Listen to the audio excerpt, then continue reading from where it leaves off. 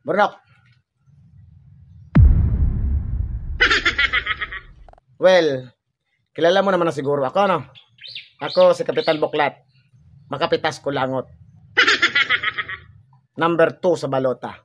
Ngayon, napapunta ako dito dahil parang nararamdaman ko na alanganin ako.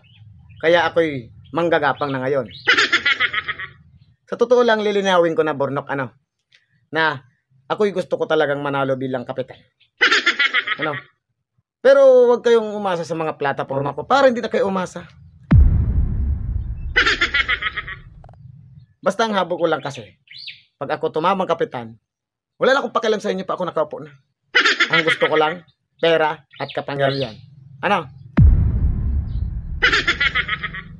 Huwag nyo nang asahan yung mga pangako-pangako na yan. Basta ako, nagapakatotoo na ako sa sarili ko. Pag ako mismo umupo, magapangkurap agad ako. Lahat ng pondo, sa akin bulsa lahat. Kaya ako nandito dahil alam ko naman na last na pangampanya na ito. Nandito ako para manggapang na ng tao sa mga taong alam kong hindi ako aboto. Dahil alam kong alanganin talaga ako. Kaya na sinabi ko sa iyo, ang gusto ko lamang talaga pag ako ay tumama ay pera at kapangyarihan. No? Huwag nyo na ako asahan sa mga maitulog ko sa inyo. Dahil pag ako nanalo, wala na akong pakialam sa inyo. Bahala na kayo sa buhay ninyo. Kung may manggulo dyan, may mga tanod tayo dyan.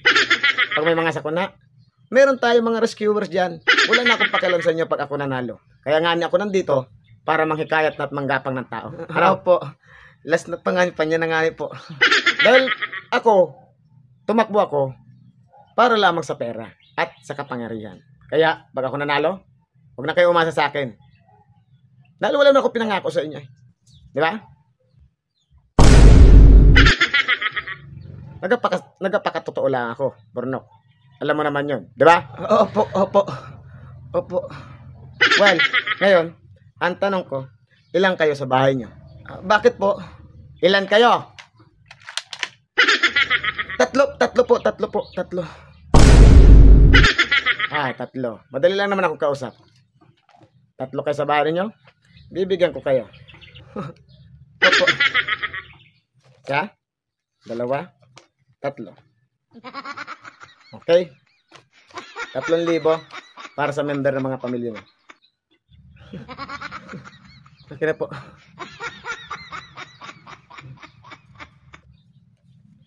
Kung hindi nyo ako binoto at tinanggap mo yung pera ko, alam mo na mangyayari. Di ba? Asahan nyo po, Kap, yung boto namin po ng buong pamilya ko po. Opo, at sabihin ko na rin po sa buong angkan ko po. Opo. Okay? Maigi na yung maganda pag-usapan. Total, last na pangampanya na. Sa iba naman akong pupunta. Hihikayatin ko rin. Ano? Opo. Asahan ko yung boto mo sa akin na. Ha? Well, pag hindi, pasensyahan tayo. Sa inyo na kami po, Kap. Sa inyo na. Kami po, buong pamilya ko po sa inyo po. Huwag mo kakalimutan. Buklat, Makapitas Kulangot. Para kapitan. Number 2 sa balota. Okay? Maraming salamat po dito, Kap. The best ka po talaga. Opo. Sa inyo po kami. Well, pag ako nanalo, kita ulit tayo sa next election. Hindi na ako magpapakita sa inyo pag ako nakaupo na. Maliwanag? Opo. Maraming salamat po, Kap. Sige po.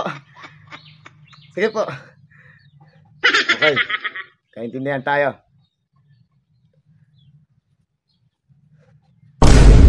Nabutot ko na si Kap. Kay kapitan na ako. Mahirap na.